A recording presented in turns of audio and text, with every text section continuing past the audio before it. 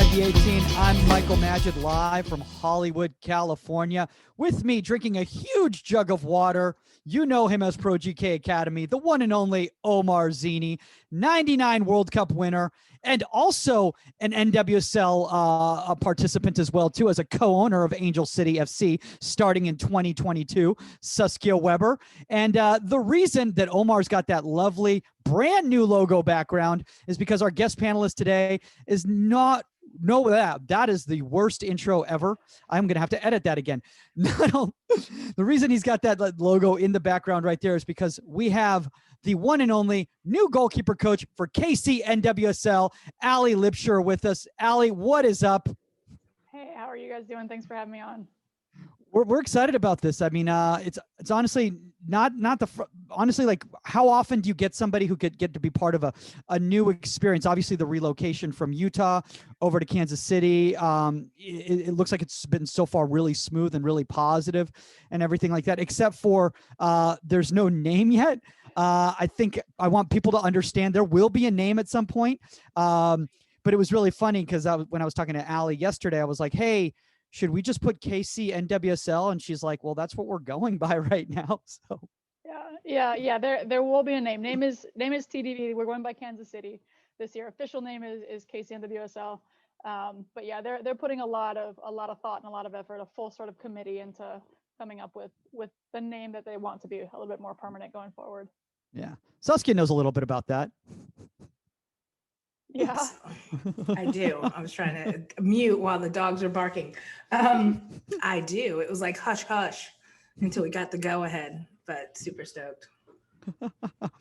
Well, let's dive a little bit into here, guys. Today's topic is we're going to be talking about actually applying for a coaching position, and we're also going to get a little bit into Alli's methodology. But Alli, for some of the people out there who might not kind of be familiar with kind of your journey and everything like that, I mean, you've got a really cool story in regards to how you went from the youth ranks, the college ranks, played pro obviously in Australia and the United States, even worked in the men's side, which I think is absolutely fantastic. I love seeing that type of inclusionary representation, on both genders of soccer there. And so why don't you tell people a little bit of how you ended up at KC?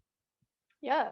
Like you mentioned, it's been kind of a long roundabout journey. So I grew up in Hawaii, was born in Honolulu, played for, got into what was then a small youth club called the Bulls, that now, as you guys know, is a little bit of a big organization. You guys have a LA Bulls now, and was lucky enough that back then ODP was still a thing, and I got to sort of go through that pathway and get a little bit of exposure through that.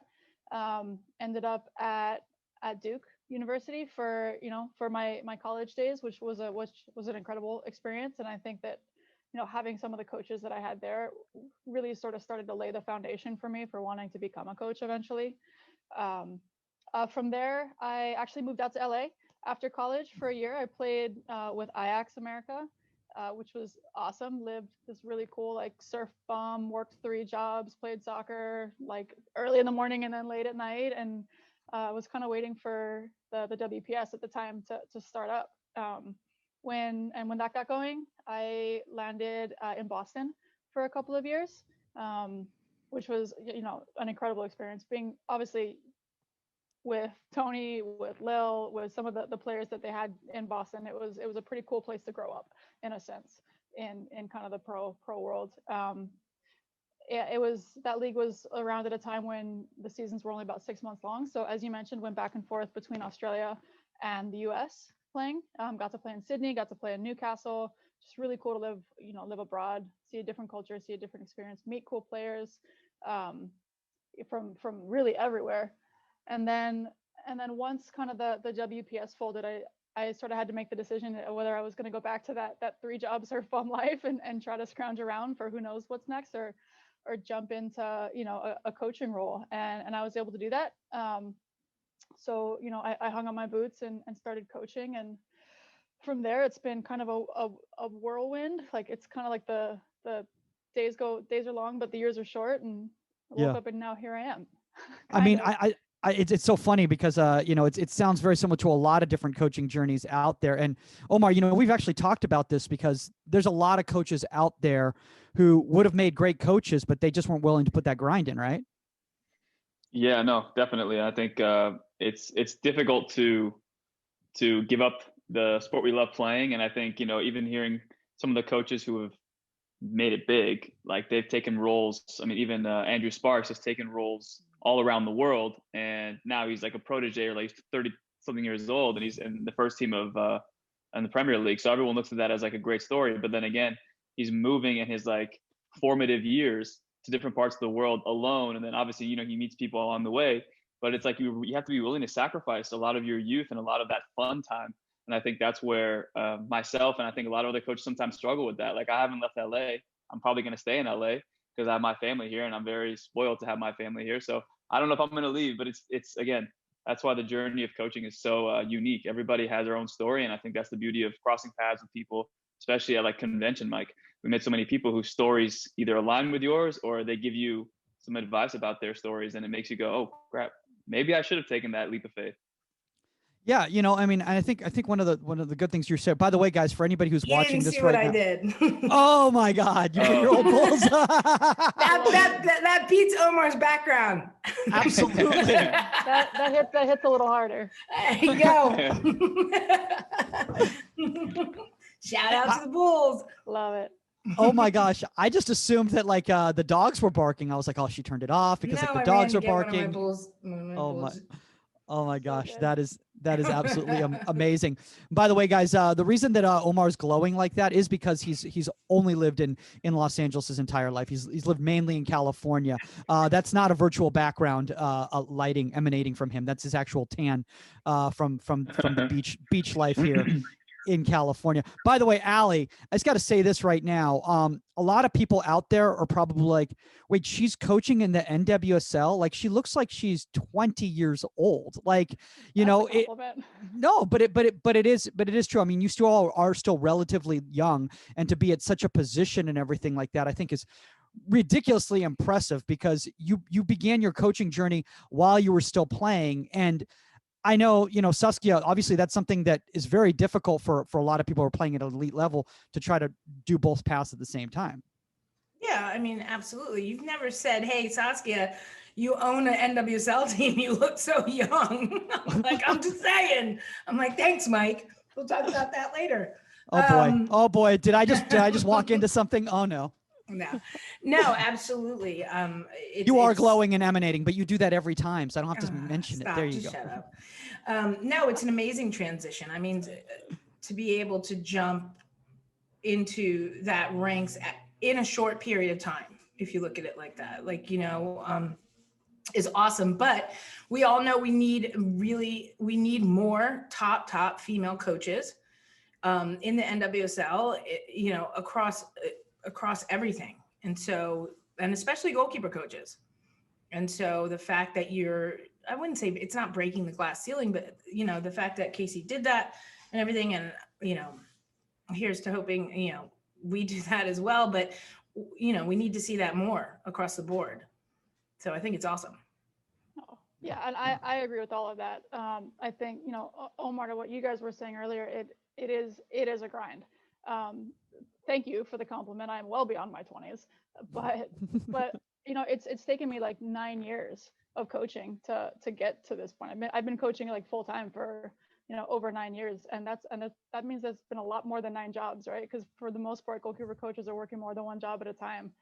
And it's really only been until the last probably couple of years when I was like, yep, like I feel ready. Like I'm going to start this process of really trying to get to the next level. It's always been a goal, ever since I hung on my boots. I've wanted to coach at the pro level. I've wanted to get back to the pro level, but I wasn't ready for a really long time. And it's only been until recently, like I said, that I felt like really sort of confident going into this role. See, so Omar's taking notes right now. He's like 9 years. Okay, got it. Just 9 years. That's the timeline. No, I think, it's also too, it's like, again, it's very timely here, but Frank Lampard just got fired today.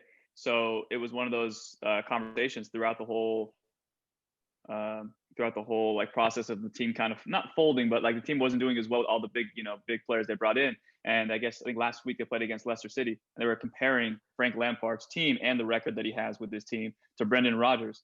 They were saying Brendan Rodgers has had 30 years of experience, and that's why Leicester City with lesser players are challenging for the Premiership title, because he's had 30 years of experience now to fall on. So when things get tough or he has a tough conversation or somebody gets hurt, he has experience to fall back on. And with Frank Lampard, doesn't really have that experience. So it's kind of like you have to figure out what you want. Do you want to get these opportunities at a young age and not be ready for them? Or do you want to have that process go through you and you have your experience in the conversations and you make your mistakes and, you say something to the wrong person and you realize, well, I can't say that to everybody. I have to, have a better approach and better angle. I think it's super important to take that into account as well, is that, like Mike always tells me, you may not need your licenses, but if the opportunity does come, get your licenses, take care of all that stuff now so that when opportunity does arise, you can actually be somebody who's being looked at. So I think it's very important to also, when we get into that topic, Mike, to understand that experience, there's a reason why experience is good. It's not just, hey, we need this on your resume. It's like, you need to understand what that experience will do for you. Yeah, but I also think that it garners a certain amount of respect as well. And I think that,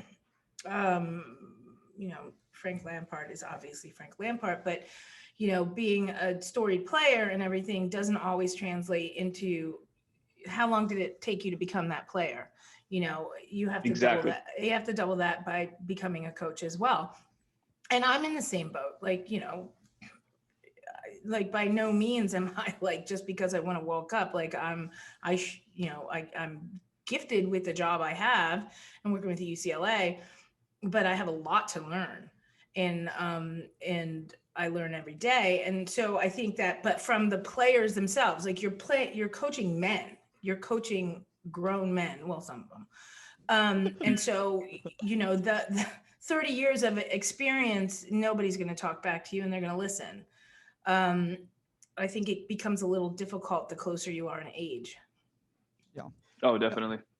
And kind of, moving into this topic right here, because I think this is a wonderful segue right now in regards to, Frank Lampard, and I don't want to just use him as the example here, but because it's a goalkeeping show, but he applied for a certain position that maybe he wasn't ready for yet in regards to the media scrutiny, the level of players that he's dealing with, yada, yada. I mean, obviously that jump from the Championship to the Premier League, to not just the Premier League, but one of the biggest clubs in the world, is a huge, huge jump right there. Alli, you've obviously applied at all the different levels for coaching positions, from the youth game to the college game and now to the pro game and everything like that. And I kind of want to ask you, like, how is this different than like applying for a day job? Because it is a little bit different, isn't it? Yeah, I think so. And I was thinking about this when you asked me, and I guess, we talked about this kind of when we were chatting on background, is I don't feel like an expert in this area by any means, because this is my first professional job. So I'm like, I got one. I got one that I can talk about. But I will say, like, I've applied in a couple of different ways for this type of job, and I've gotten turned down. And then I've gotten this one. So I think that there are differences. The sport world is different than, the business world, if you will, in some ways, and in some ways it's not.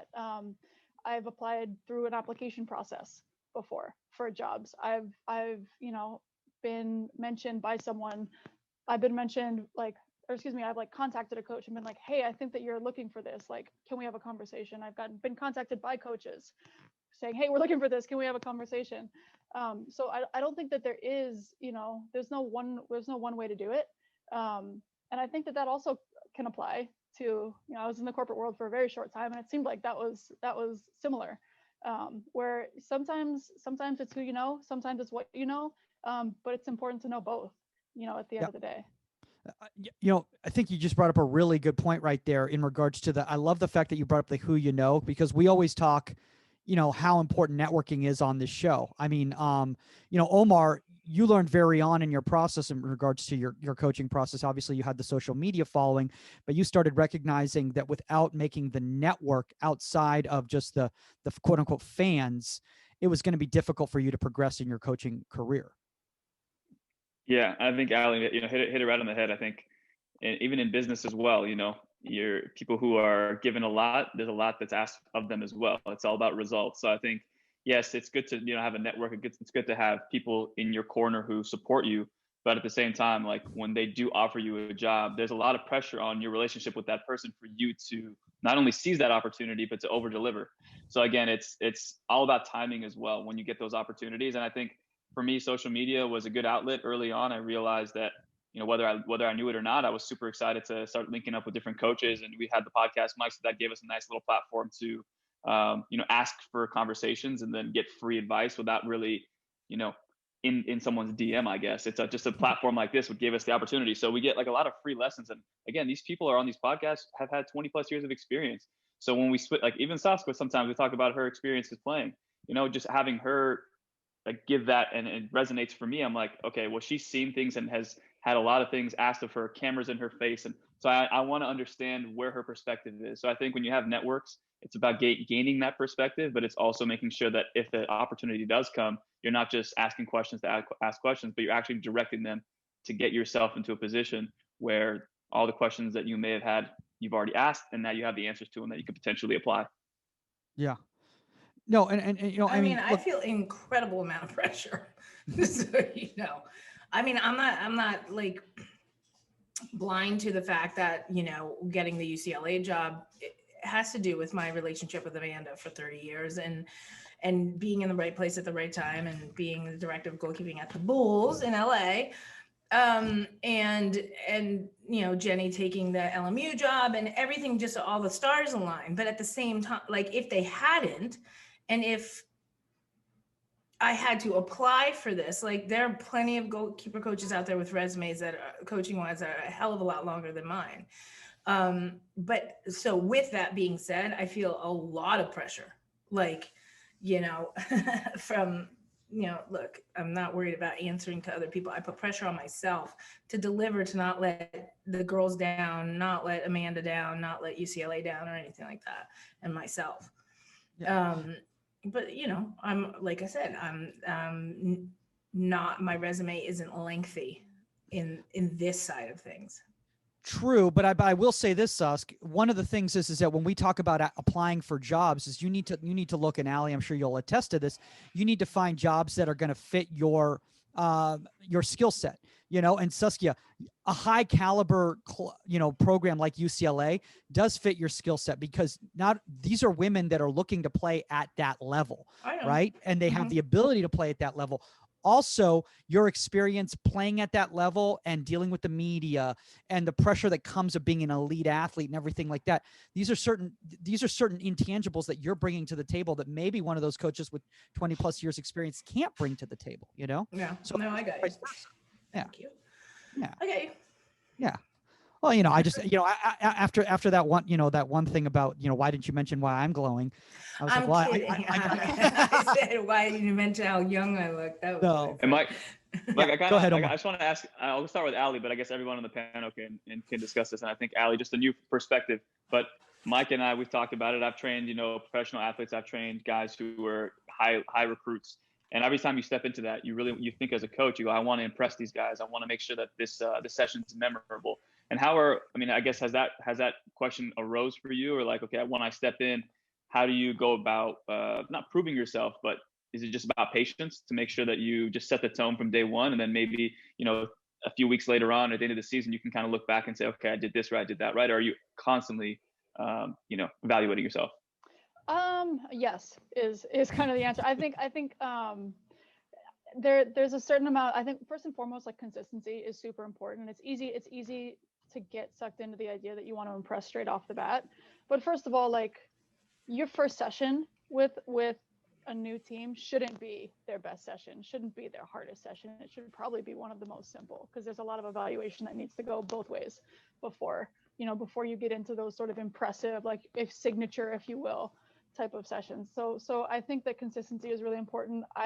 So much of my philosophy has to do with meeting players where they are and knowing players, and I adhere very strictly to the idea that someone doesn't care what you know until they know that you care, and especially with goalkeepers, when there's a much tighter knit, a much smaller group of people. If someone thinks that I'm just there to get to the next level, they're not going to give 2 cents, or they're not going to care about what I have to say.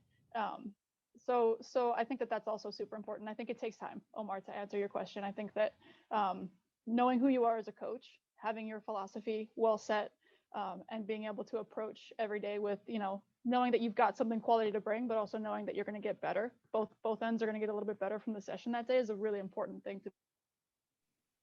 Yeah. Yeah. One thing I want to say in regards to that, Omar, is that I think you also need to kind of know what your limitations are too, when you're going into a position. One of the biggest mistakes I made, and I was fortunate enough to still get the job, was the first DA job that I went for a goalkeeping director was at a very big club, Real SoCal. And the first session that I put on there, I thought I had to impress the DOC, who I guess is now called the program director. I'm sorry for using an old term, program director, AB.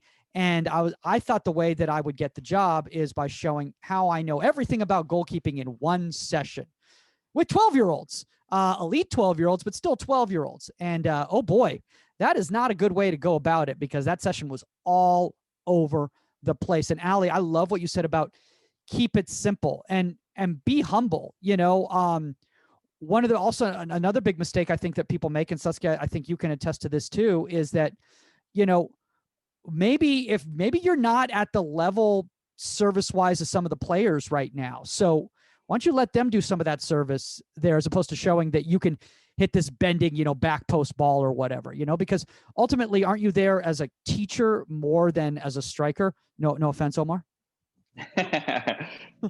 Are you asking me? I am. Yeah, well, when you're my age, you better have other people serve the ball if you want to last the season. No, absolutely. I'd like to go back to the point that you made about understanding your limitations. Like, there's certain things that I came into that I'm not aren't great in my wheelhouse. And this isn't going to surprise you, but editing and everything video, it's not exactly in my wheelhouse. But to be able to have a team around you and talk to Jane, who you played with, and have her work on those things and get together and collaborate, and in a sense, with a team around you, you make yourself stronger. Instead of trying to do everything yourself, instead of trying to say, I'm the best, I know how to do this, I can do that, I can do this. No, you utilize what's around you and the support you have around you, and that will make you all the best. And so, I've had to do that. And I'm not shy about saying, I need your help with this. This isn't something I've been doing, and I want to get it right and, be on point. And, you have to be able to do that. But I think you're kind of getting to that, and I want to bring this up with you, Omar, now, because is that you also need to know what you bring to the table that maybe somebody else doesn't. Like, obviously, we were talking with Saskia, her high level playing experience, dealing with the media, dealing with high pressure situations, and having that desire to be the best. Omar, you bring that understanding of the technology aspect to it, so for somebody like yourself, when you apply for a job, do you try to showcase that and say, hey, look, here's something I might bring to the table that somebody else doesn't? Again, like we talked about earlier, it just depends on what role you're going after. I think if it was, I've done this before at Cal State LA, I came in with the idea of, hey, I want to improve everyone's technique. And I think one thing that I bring to the table as well is that I'm just always thinking about goalkeeping. I film everything and I watch the film back. And that's one thing I somewhat brought up to the head coach there. And he was he pretty much said, look, we're not looking to improve these guys during the season. You're going to have opportunities to train the backup and the 3, 4, and 5. But right now we got to focus on number one and getting them in shape and ready to go and don't have any injuries. So you can take care of this all in spring. So I was like, okay, well, maybe I shouldn't have led off with I'm going to be able to break down film and all that stuff. But if I worked for an academy, or if I worked for an MLS academy and I told them, hey, I love breaking down film, I film everything, and I can send this film to these guys, for them, because it's about development, they'll probably go, yeah, that's something we're definitely interested in. That'd be awesome. So for me, I think it just depends on where you're going after. I think professional environment is a little bit different than college as well, because you spend more time with the players. And you can also, have the academy guy who comes in, who's probably the number 2, and you want to groom them to be the number 1, and they want you to film those sessions and then, discuss technique with them. But again, it just depends on what you're comfortable kind of applying in your interviews. But for me, I probably wouldn't do that if it was for a college job, because it's not as film is not that important for me other than game footage. But like training footage is not that important in college because the games happen so fast.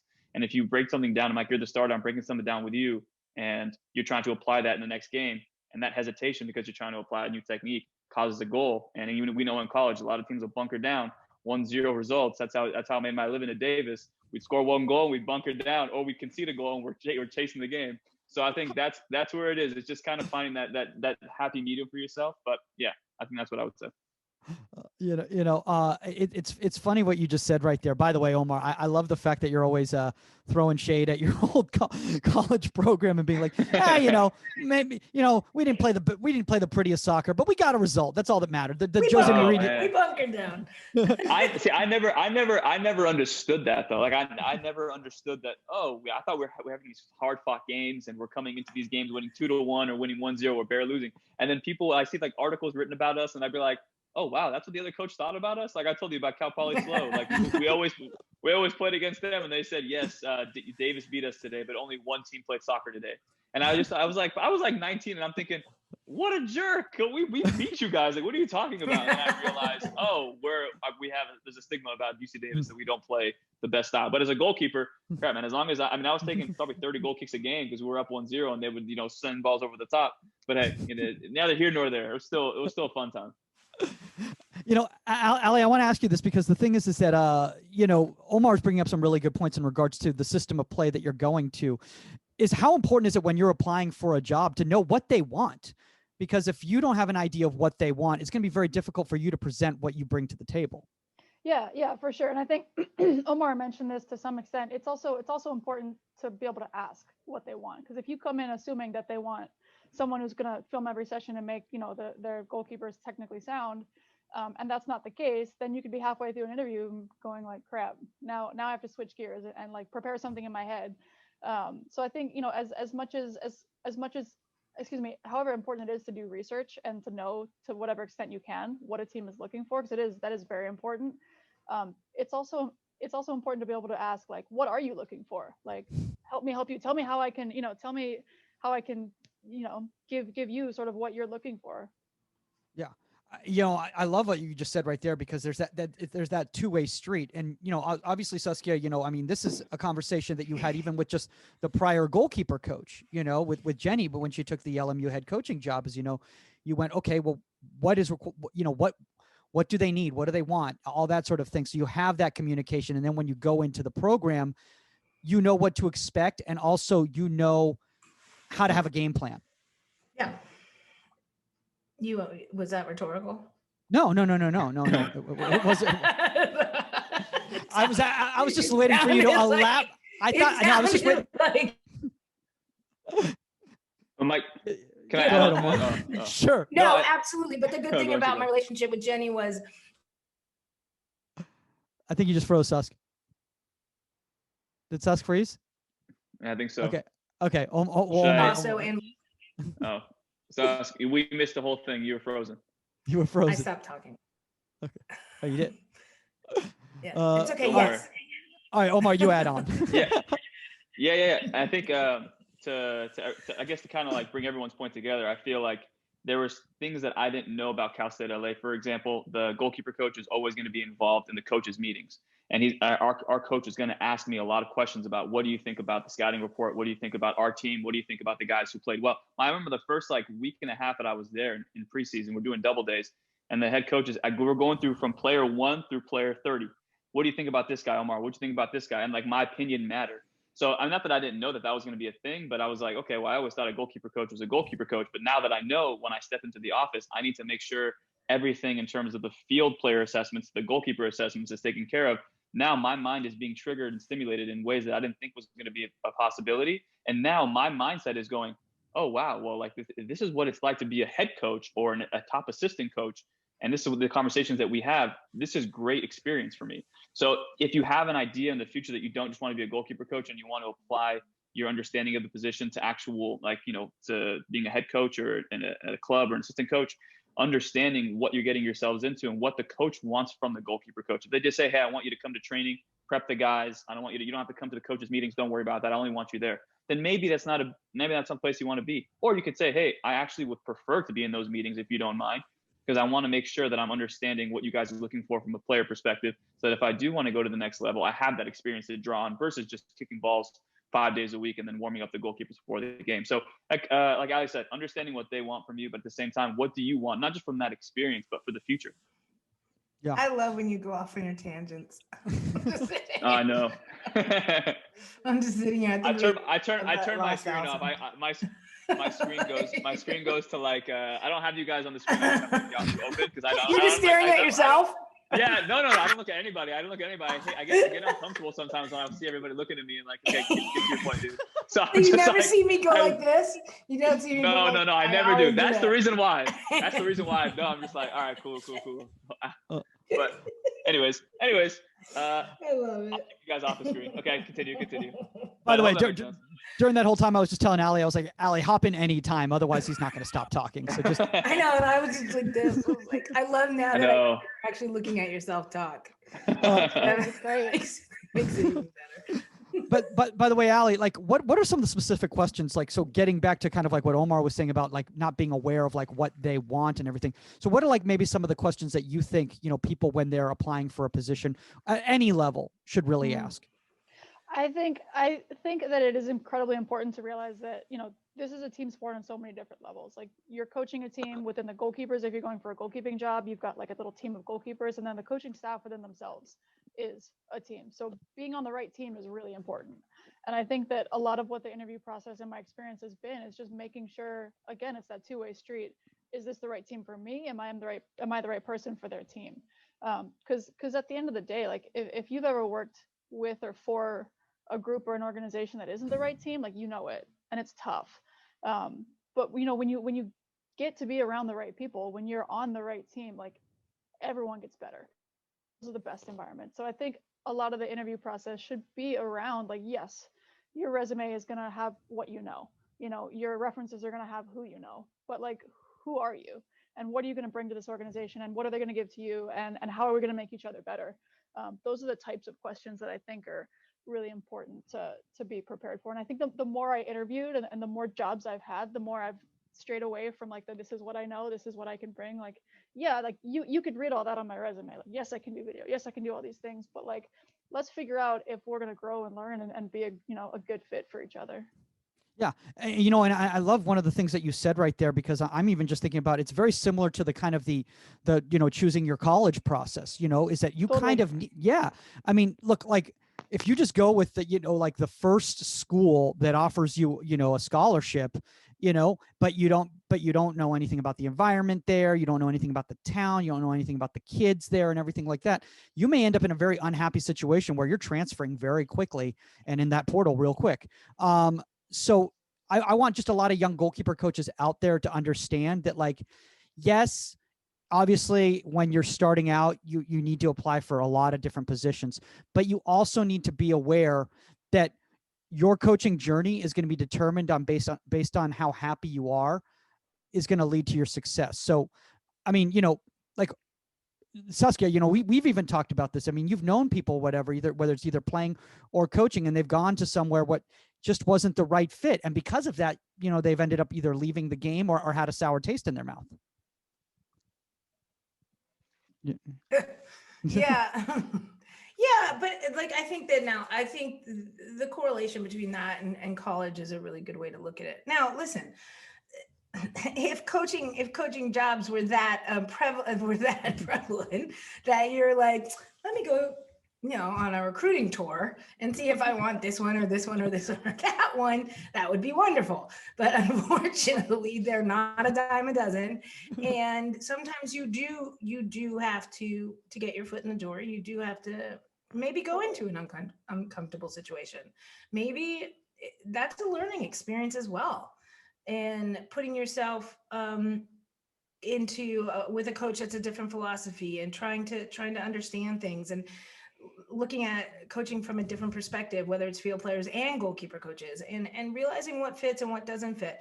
But that's all about it. It's not all, all be great if we were all the number one recruit in the country and can pick whatever college we wanted or whatever pro job we wanted. And like I said, I speak from a gift in a sense that I got UCLA. So that's amazing.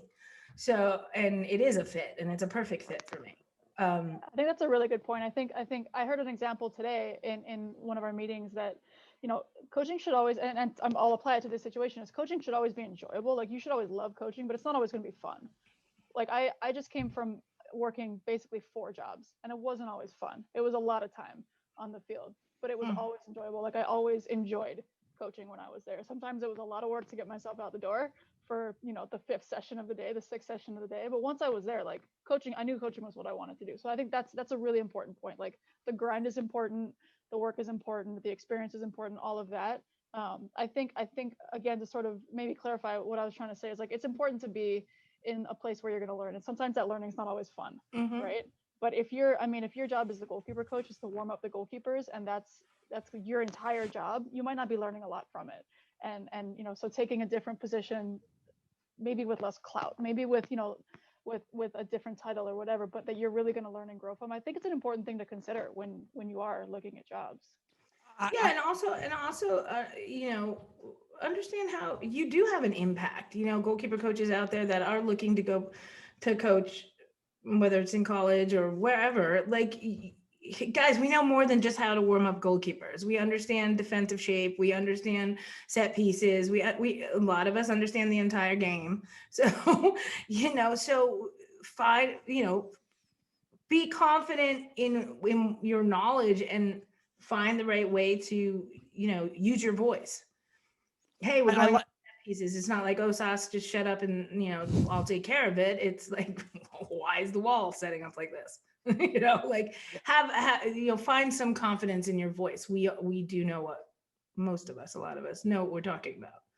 Yeah, I definitely don't want to meet the coach that says shut up and just we know what we're Saskia, just keep to yourself, because that's not going to happen. I haven't met one yet. But by the way, Alli, I love what you said there in regards to, like, because Omar, you actually had this situation where it's like, you know, maybe you need to go to a program that doesn't have the clout, but, you know, for your coaching journey, you're going to get what you need out of it. And I know you personally, Omar, and I'm not going to name names or whatever, you turned down some higher level coaching positions for smaller positions because you knew the staff that you'd be working with would be teaching you something.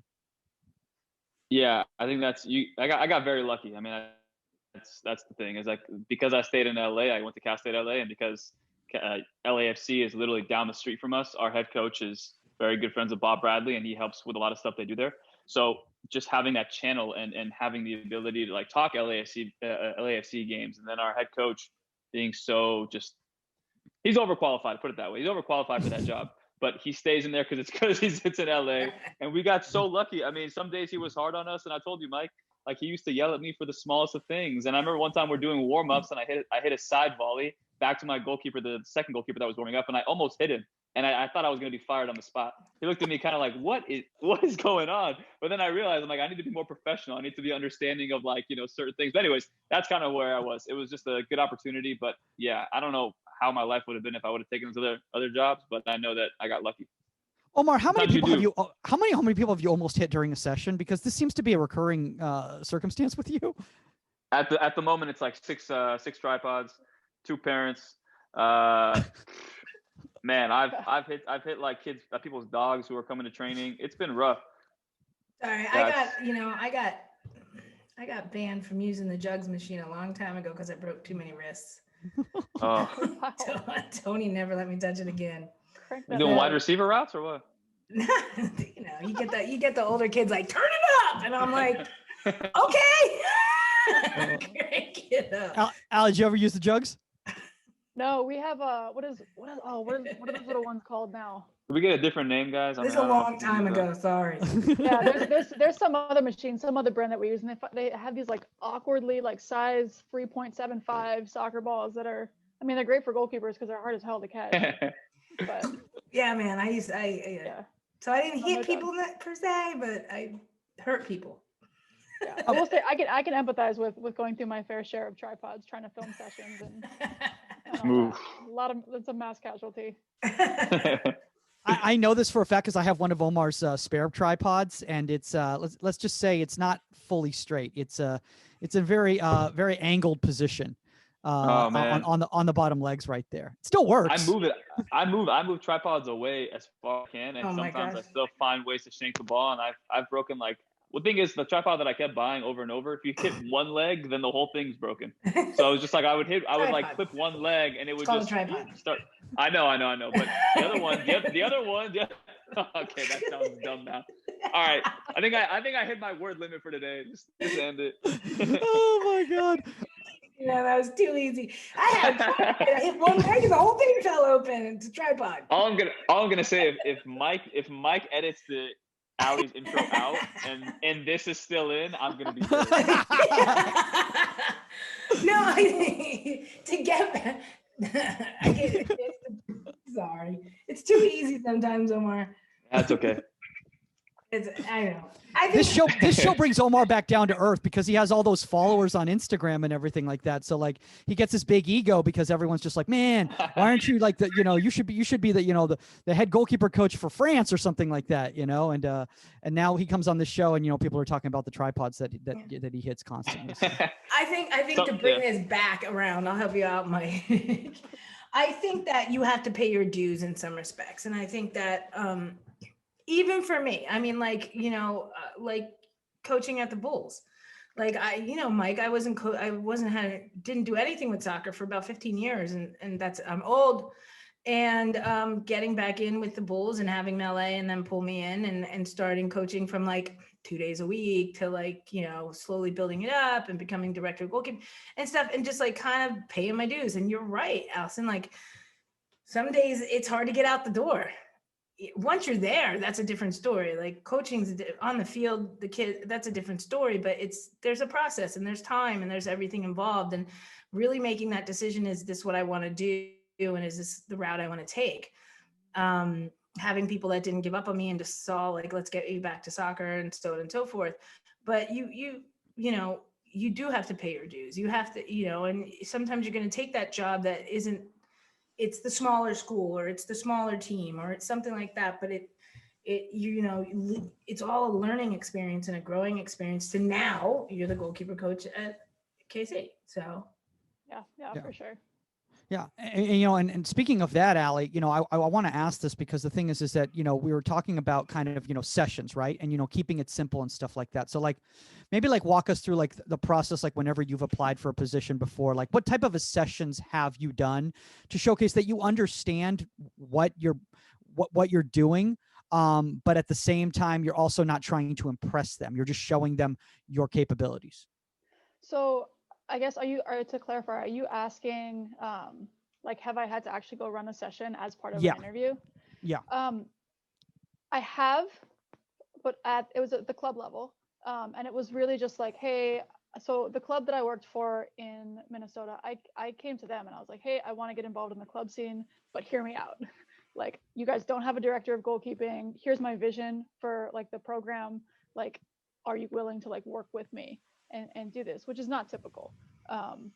And they were like, they knew they knew that I was working at the U at the time, and they were like, yeah, like this is something we should talk about for sure. As part of it, like, here's a team that you might end up being an assistant coach on. Why don't you go warm up their goalkeeper?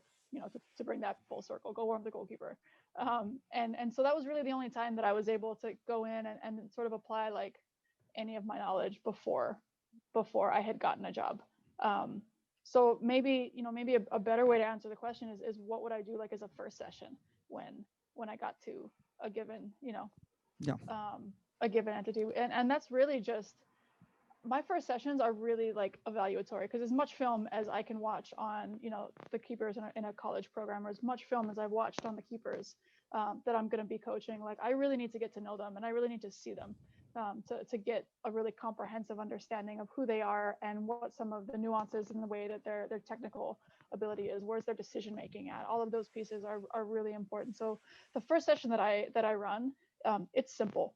And it showcases really kind of like where their hands, right? That's what we use our hands.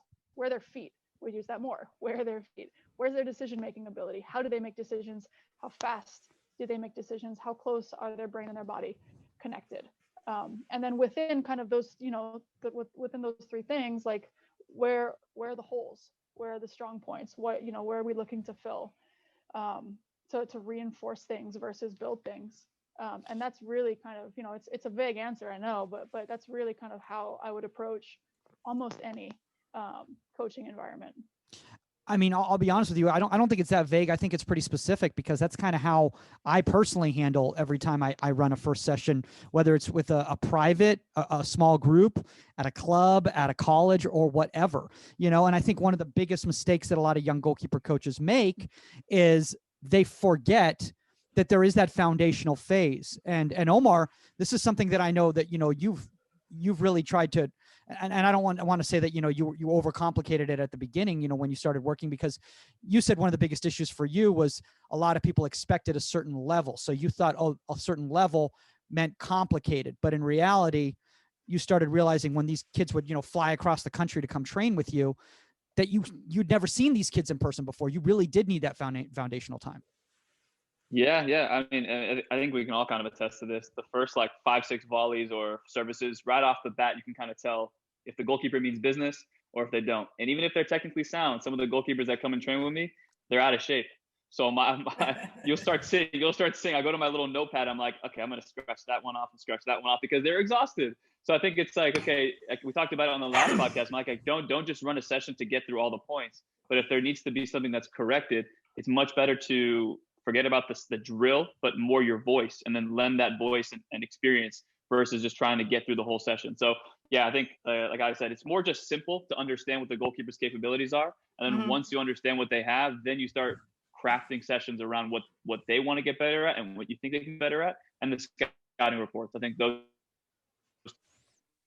Yeah, speaking of that, Omar, Saskia, one of the things that I just blast them out of the water. No. Kids! No, but you had a situation when you came back to the game, that you the last time you had coached, you had worked with very elite players, and no disrespect to some of the introductory players that you worked with, after you came back into the game, but you needed to recognize what they were capable of before you built a program around these kids. Yeah. One of my best experiences with the Bulls was I had to do junior academy, and that was junior academy. It was like 6, like 7, like that. Yeah. And it was it wasn't just goalkeepers, and it was an hour of kids biting other kids, and I don't know, we were in the Palisades, so I'm looking at the nannies, and they're off in the corner talking, and I'm like, oh my God. And Melee and Kelly used to look at me, and I'd be like, oh my God. I'm like, go get water. And I just walk around the field, my hands in my head, oh, the patience I'm learning right now. So yeah, even that, put yourself into an uncomfortable situation, and I did. And you're just doing basics, and you're just trying to keep these kids entertained for an hour with teaching them something.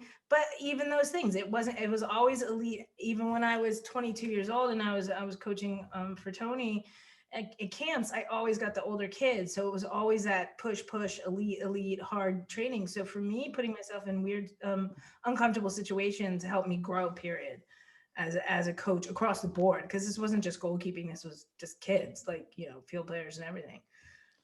So as much as I don't want to go back to that, it was a good experience. I will say this, Alli, is that I think, to kind of bring it full circle back to the topic here, is that you also need to recognize the level that you're applying for, because I think a lot of times people just apply for any gig and think about it as just another coaching position, as opposed to I'm coaching. I'm applying for a youngers goalkeeper coach position. Okay, what type of a person is a youngers goalkeeper coach? Do I fit that profile? If I don't fit that profile, maybe I shouldn't take this job, or recognize that it might be a painful experience for me. Is that something that you kind of?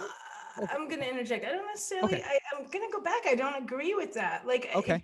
if you're always going to just apply for what you think you're best at, and you don't open up your wheelhouse, like, come on, Okay. oh, I want to be elite goalkeeper coach, and I'm only going to apply for that. I'm only going to apply for a professional coaching job. Give me a break, man. Pay your dues. Go be with the junior academy and stop, Fred from biting Jason and peeing behind the tree in the middle of the session. Like, put yourself out there, make yourself uncomfortable, learn. You have to learn as well as a coach. You have to be uncomfortable as well and figure it out. And that only gives you more tools for your toolbox. Frank Lampard, go figure out, like, go to some, Division III team, not that that's going to happen, but sorry, it didn't work out. But now you're not just always going to you're not going to go from here to Barcelona. You're probably going to, go to like a Division II team. So deal with it. For sure. And I think it's important, like, if you're applying for that juniors position, if you're applying for a younger team, you can't go in thinking that you're going to coach, an elite program, even if that's what you were coming from. I think, if your expectation doesn't match the reality, that's when you sort of get into trouble. But if you go in, you're like, I've been coaching elite kids, I want this job with the juniors program. Like, I know that I'm going to have to improve and grow and learn how to play a lot more handball than I've ever played with a group of 15, 7-year-olds or whatever it is, Absolutely. Like, and if you go in expecting that, like, you get there and you're like, yeah, this is tough. This kind of sucks sometimes, but like, this is what I signed up for. This is, I'm willing to grow in this. You're going to get a lot more out of it too.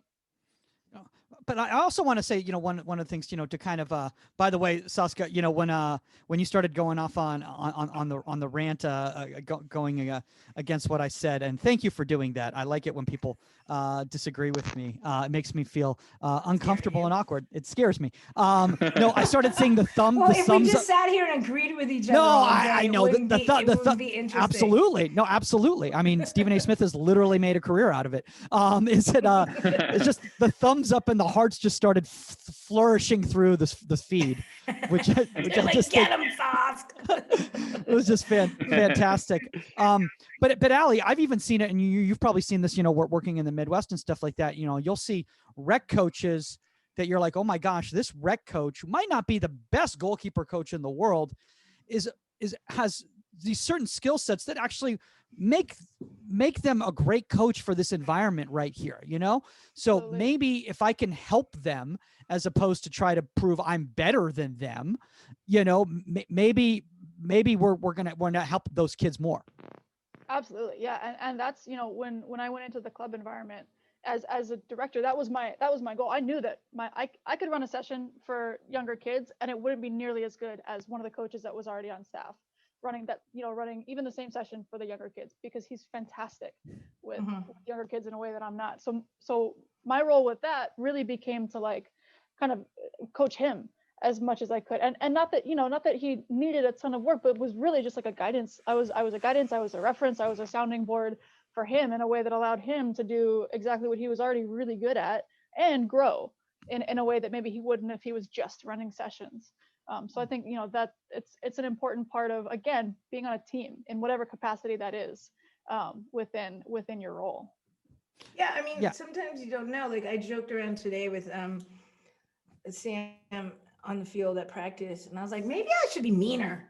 Like, because sometimes I feel like I'm like you guys, I don't want to damn comment right now. Just bite your tongues, both of you. Sometimes I feel like I'm just really too nice. Okay. And even in my coaching style, and I was just like, this is not getting across. Like, maybe I should be meaner and stuff. But at the same time, it's like, I'm taking from what Jane does. I'm taking, like, they all have their strengths. Amanda, Jane, Sam, like myself. And like, if, I'll allow somebody else to be bad cop if I have to and stuff, but learn. And like I said, utilize, if you're going into a club environment, what I'm saying is utilize the staff you have around you with strengths and weaknesses and learn from them and build your own strengths, like work on your weaknesses and everything. But like you said, they're coaches that, like, man, he's so good at what he does. I can't run that session like that with those kids. Yeah. And one of the things that, I think is really great here, Saskia, is in regards to you're talking about your authenticity and everything like that, and I think, well, you save the meanness for the podcast, so you don't have to worry about that. You can be nice on the field. But being authentic is so important. I mean, and Omar, I know this is something that, I've even seen it, in regards to the maturation of you as a coach, the maturation of myself as a coach, maturation of a lot of people as a coach, is we started becoming comfortable in our own skin and being ourselves as coaches rather than trying to, Jill Lloyden brought up a great point. She said when she first started coaching, she tried to be like the goalkeeper coaches that she worked with in the past, because she thought that's what being a goalkeeper coach was. And Alli, I'm sure obviously, you've understood that, is that like, if you're not you're in your head because you're trying to be a concept rather than actually there in the moment with them. Yeah, and you're not bringing your best if you're not you. You're bringing, you're bringing some version of someone else. Yeah, I've heard Jill say that too, and she's incredible. And the conversations that you guys have had with her are great too. And I think that, Sus, to your point earlier, like there are so many good female coaches, and I love the fact that you guys are having conversations with them. I love the fact that you've got one as a steady presence on this show. But I think just bringing up Jill's a good kind of segue, if you will, into into that, because you mentioned it earlier in the podcast, or earlier in the conversation, and I think that she's an incredible example, and she's got such a great philosophy around the position, and I think that's a really, really important point, is you can't be the best version of someone else. You can only be the best version of yourself. Absolutely. Right? Absolutely. I mean, and you take a little bit from all your different coaches that have helped mentor you, and that helps form who you become as a coach. A little bit from me, a little bit from Blodge, a little bit from Tony, a lot from Tony, and from Franz and everything. But whether it's personality, Blodge's zen, this, that, the other, but it helps to mold who you are.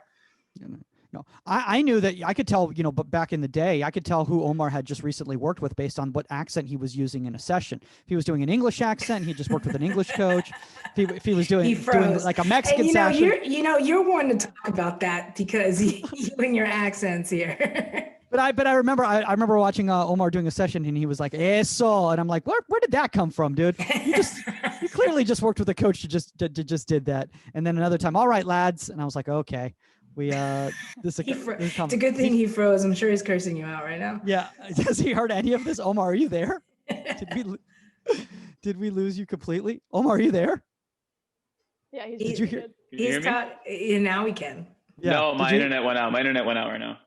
Oh, did you miss all of that? You missed all of that? I missed all of that. Yeah. Oh, that's okay. Mike was saying how wonderful you are. I'm saying how amazing you are, and how authentic you have been every single time you've run a session. No, I was joking around. I was saying that based on back when you started out as a coach, I could tell which coach you'd worked with based on the accent you were doing in a session. So. No. But no, I think it's I have a quote that I like recently listened to more often. It's happiness is reality minus expectations.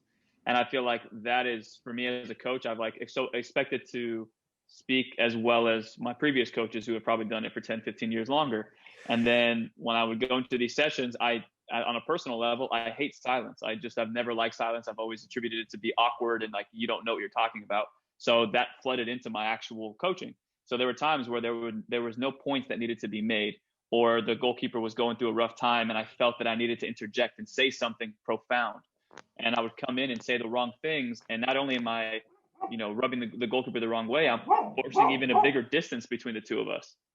So now for me, understanding like my limitations as a coach and what I have on a personal level, what is going to flood in and make me not the best coach that I can be. And I think you need to have a coaching staff that is aware of your shortcomings as a person and things that you might do, so they can call you out on that. Those experiences aren't just glossed over, but they actually like moments in time where you go, okay, thank God I was, called out on that. Or now that I have the opportunity to reflect, now I know for the future, I don't do that kind of stuff. Or if there's something that needs to be said, I bite my tongue and I wait for the next day. And you know what I mean? So I think that's super important.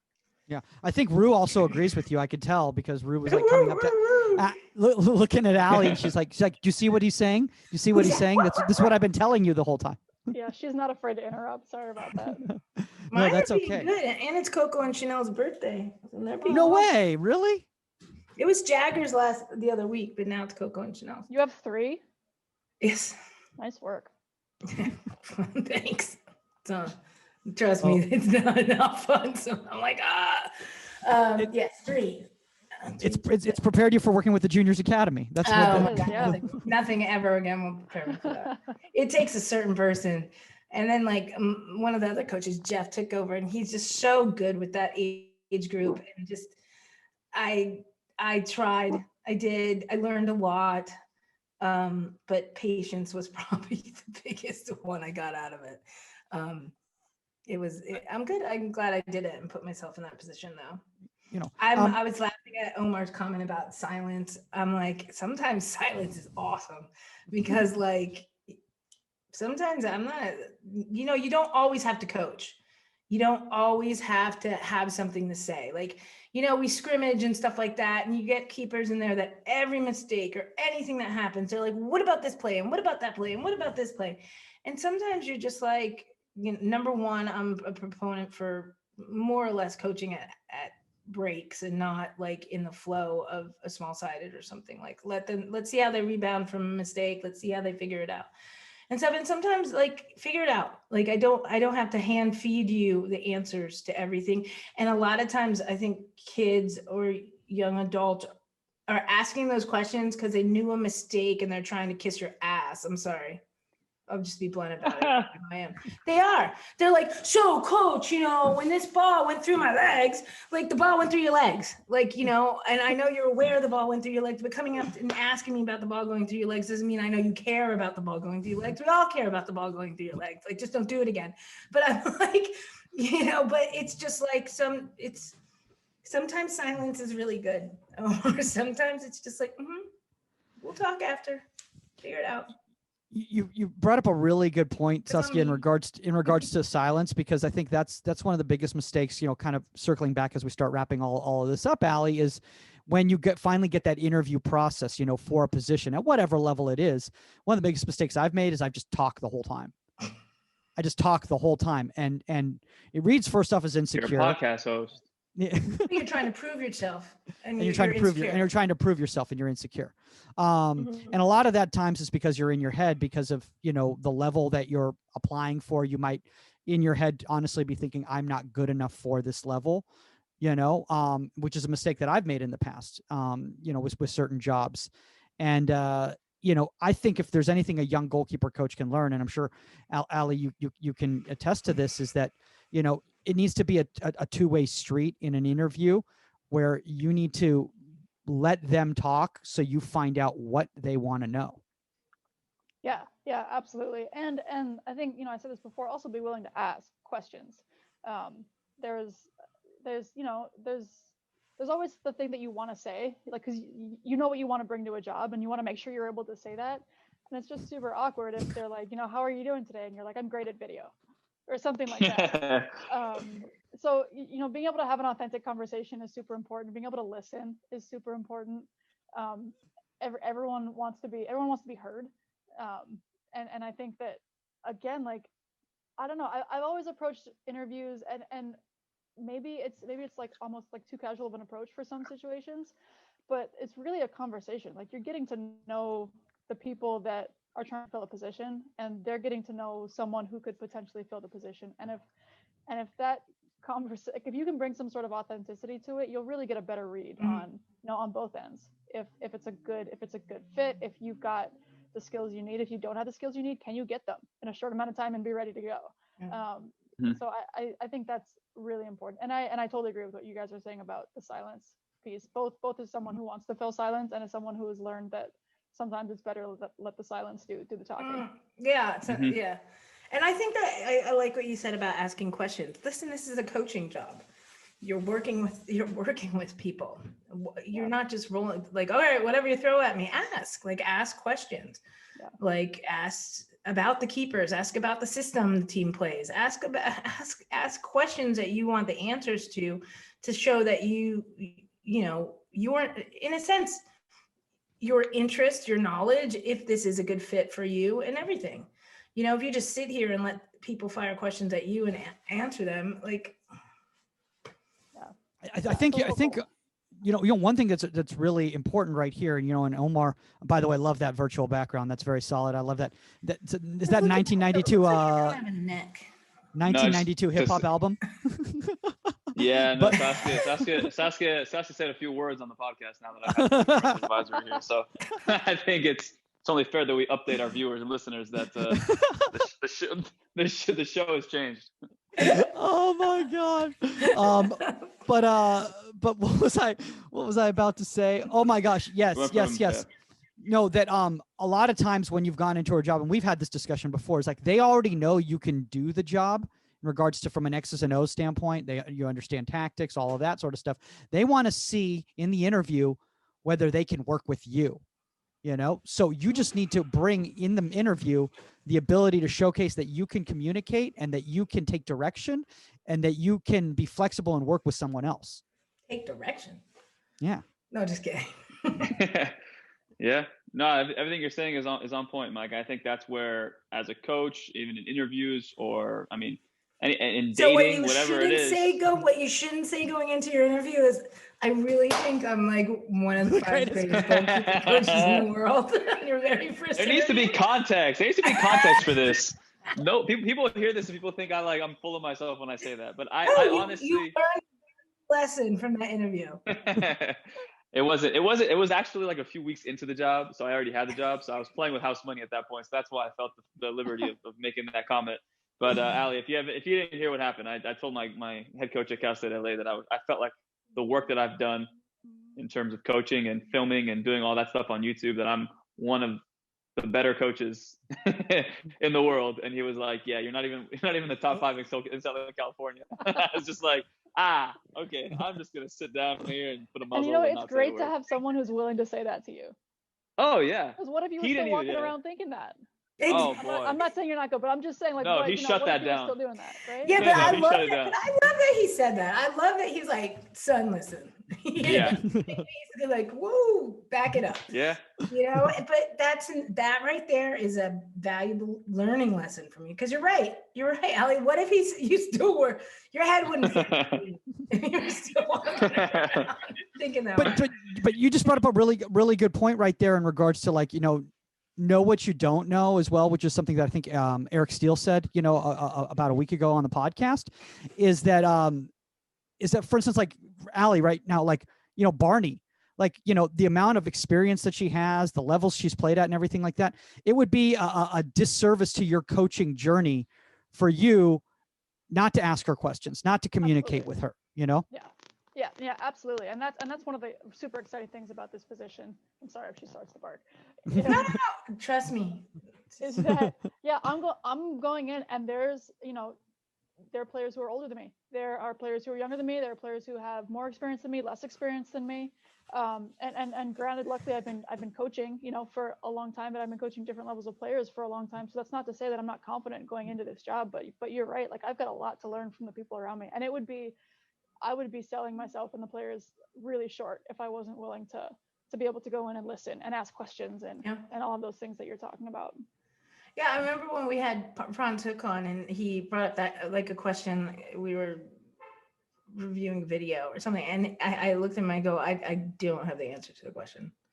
Like, basically, like, I don't watch this player enough to be able to, like, make an educated comment right now. So I'm just going to shut up, and listen. Yeah. And you have to be able to do that. And that's like an extreme example, but you have to be able to do that and realize you're there, like, you're learning too. It's a process. I'm just going to keep coming back to that. I learn every day from Amanda, from Jane, from Sam, and from you guys. And, now Allison and, and whoever else we have on every day when we go over video, everything. I'm constantly learning, and never do I think I'm above anybody. And you have to go in with that mindset. Yeah, and I think the number one thing, Alli, is as you take this KC job, is you really need to understand from people there, and you have to ask them questions on why you think cold pizza is better than warm pizza. That is insane. What is wrong with you? Are you kidding me? Everybody else, leftover. First of all, it's leftover. Okay. Leftover, but it's still cold. Yeah, the next it's day. Like cold fried chicken is better. Is really good. Oh, Sure. No, you can't do Costco the day after. If anybody's had Costco Who pizza. said Costco? Costco pizza is the best when it's warm, but they put so much cheese on there that when it gets cold the next day, it turns into like a little bar of cheese, and I'm just like, all right. It's like that feels like a separate conversation. It's like I know first- that was the grief I've had for years at Costco pizza, so I'm just throwing it out there. wait, first been off, the fact that you're bringing up Costco pizza as your example of pizza I is can't. frightening to me. You're on with the never had Jersey that girl. You're on with the Jersey girl right now. You're talking about Costco pizza. I didn't even know they had. Oh my god. I mean, Chuck yeah, E. I Cheese has mean, bomb. Chuck E. Cheese has pretty bomb pizza too. If anybody ever wants to. dear You're so God, dude. California. Oh my, I'm you're so telling you, gross. it's bad. No, you Round need to table spend is some good. time back east. Jesus, dude, have you not actually eaten What pizza pizza before? is- like a real pizza? Oh my God. There's It's good pizza in been a while. California, right? Like he's There got more is. food than this. Better than that, I'll tell you that, Allie. No, You know? it's nothing to write home about. I know. I don't care where you could go to pizza. You could go to like one of the 5-star restaurants that supposedly like has the best pizza, and it's still Yeah. not East Let's Coast. call I that know. flatbread. Let's It's- call it's that what it is. Yeah, it's just flatbread with toppings. It's true. It's the water. glorified flatbread. It's the water. I think we've gotten off. No, it is. It's absolutely the water. And shout out on to the East Turies. Coast? Yes, it is. Yeah. That's why bagels are better back there too. They said that we needed to get down to this on the podcast. Also, shout out to Tristan Sudaville, friend of the show, Tristan. who's going to be in KC. She's at in camp with you guys this year, so that's really great. Yeah, Hey, yeah, that's Tristan. going to We're be super excited over here. yeah. Oh, Tristan's Rue's awesome. Rue's excited Yeah, she for is super excited. everybody coming into the experience. Honestly, Omar, I'm still freaked out about the pizza thing because it'd be like it's like the equivalent of like Allie, somebody like Casey's got amazing barbecue, and somebody being like, yeah, speaking of barbecue, I had a McRib Costco. yesterday, From and Costco. oh, Or ugh, it's so like You've never Swedish had meatballs. Costco I had a pizza? great Swedish meatball from IKEA. Yo, IKEA has some bomb food too. Like you guys are cheating. IKEA is Oh. really good too. They have some great. They're Swedish I'll tell you, meatballs. That's what When I went to Egypt for the World Cup, IKEA was the most poppin' place for food. I'm telling you, at the mall where they had a huge complex where they were showing the game on 2 different screens. And IKEA, after the game, there was an after party there. I'm kidding you not. People weren't shopping. They were Any shopping places for to sit, I food. guess. I got after That's I ate the hilarious. Swedish meatballs. I was going to the little mattress area, sleep on the area for a little bit, just like man. They opened the doors to the wrong guy. I'll tell you that. That's Oh my- just amazing, Omar. That just made my. oh my gosh, guys, To make it very Saskia. clear, I think that leftover pizza is better cold. Period. No ifs, ands, or buts. Oh yeah, reheating pizza doesn't Don't work. bother. Yeah, In the don't. toaster Sorry, oven. Just to clarify. It doesn't work. Reheating pizza doesn't work. Ah, Eat it. I don't And know. then have a dog that'll eat the crust for you if you don't like the crust. Oh yeah, I do too. Okay, That is and now true. with Hawaii, I'm assuming pineapple is part of the equation with your pizza. It's not off limits. I don't love Okay. it. It's not off limits though. Okay. I think that falls more so in the flatbread category than the pizza category. First of all, my dad's side of the family is from New Haven. I lived in Connecticut for a while, right. so like You I know. have been instructed not to speak too specifically on the matter. Basically, just call it But- flatbread. Move on. By the way, this episode has literally just turned into an episode And of of the course, Cooligans in New on England, it's a Fubo. grinder. In Jersey and South, it's a sub. Yeah, or a no. hoagie. So Yeah, we'll give get on the nods. gardener on here. We're switching gears. A grinder. All right, now oh it's my- the Food Network. We've switched over to the Food Network. Guys, remember Comedy in English tomorrow at noon Pacific time, guys. International Oh, Comedy Show. God. We'll be talking soccer the entire time with Saskia and Omar as our new co-hosts at Comedy in English. That's Oh on my man. schedule. Actually, shout out but as we wrap up right now, guys, Omar and I are actually going to be on a webinar tomorrow for United Soccer Coaches. Shout out to United Soccer Coaches. They said they needed some experts in goalkeeping, and everybody Yes, was unavailable, I so they brought declined. us. I declined, so then I sent those two. I'm just kidding. You guys are gonna be hanging out I'm with Lisa, sorry, I right? can't be there. Yeah, we'll be hanging out with Lisa Cole. We'll be Awesome. hanging out with She's Lisa Cole. fantastic. Speaking of coaches, they made a big impact. I had her while I was in Boston, and she's fantastic, top notch. Yeah. So, That's- sorry, that's Lisa, soc- I can't join you guys. Oh, that Soccer Plus family right here. Oh my gosh, hold on. Absolutely. One comment here before we get going here, guys, from Adam Ralstein. He says, grassroots coach here who's made the change to a goalkeeper coach. Question, what other courses would you recommend a goalkeeper coach takes besides the normal pathway?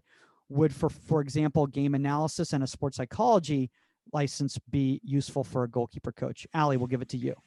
I think that can all help. I think that the best for someone in that situation, the best case scenario is get with a goalkeeper coach. Find a session you can go to, watch a session, watch multiple sessions, get different points of view. Get yourself involved where you can see it being done, and pick up what you like, pick up what you don't like, pick up what works, pick up what doesn't work. I think the courses are great. They give you, in my experience, they give you like a common language to speak. But in terms of actually applying it, you have to go supplied or just sort through it yourself. Yeah. Anybody else? Any thoughts? No, I agree. I agree 100%. I think we talked about this multiple times on the podcast. Is if you're going to find like another goalkeeper coach, or if you're going to start educating yourself with video like Omar's and everything, make sure you know why you're doing it. It's the same as a field player, but understand the movements, understand why you're doing the drills that you're putting together now that you're a new goalkeeper coach to coach goalkeepers. It's not just catch, throw back, dive. Like there's a concept behind everything with angles and stuff. And really, you got to educate yourself. Do your due diligence. It's going to take some time, and it's like we said, constant learning process. But definitely do it. Omar, in 180 characters or less? No, what everybody said. I think there's a lot of resources on social media, and then if you're in that same area of the people you're reaching out to, just say, I want to come watch one of your sessions. And I think that's super important. You get conversations going, and then if somebody sees that you have taken interest in their sessions, then hopefully they'll follow you along your process and take a more vested interest in your development as a coach. Yeah. And by the way, guys, another great resource right there in regards to sports psychology right there. Check out Inside the 18 resident sports psychologist, Dan Abrahams, on the Sports Psych Show. That's a really good resource out there. Great show. Yeah. Really, really, really solid show. I recommend it to a lot of people out there. Dan's amazing. All right, guys. Well, we have clearly been beating around the bush. The most important things in goalkeeping have clearly been pizza and the parental advisory, explicit content. Inside the 18. That's what we have to do an episode. I love that show. Alli, we're definitely going to have you back once the season begins at NWSL. And honestly, once all the craziness happens, I mean, I think Casey's going to definitely be with United Soccer Coaches headquarters there, with you there. I think that's definitely a location that we have quite a bit of fans there. I think it's definitely somewhere that we're going to want to tour in the future. So we're going to have to see each other in person. Before we go, if anybody out there wants to connect with you on social media, where's the best place? Twitter. I think I'm just A Lipsher. Instagram, I think there's another one of me out there. I had to be like Lipsher A, something like that. You can also connect through my goalkeeping academy, First Line Football. That's where kind of all like the videos and my social media has been around long enough where it's basically just pictures of my wife and my dog. For the goalkeeping part of things, First Line Football is where I'm at. So guys, so First Line Football is probably where people should check it out, unless they just want to see pictures of your wife and your dog, and then go to your personal social media. Omar's personal social media, I don't think he even touches it. I think it's just all his Pro GK Academy. I don't think he's got the time. Pretty much. No, I don't. I don't. Keep it short. My personal is just postings of comedy shows. It's really sad and depressing.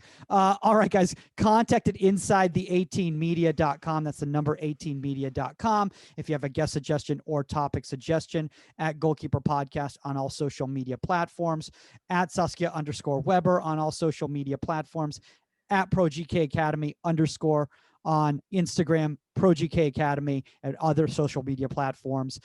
That's all the time on Inside the 18, and we are out. Later, guys.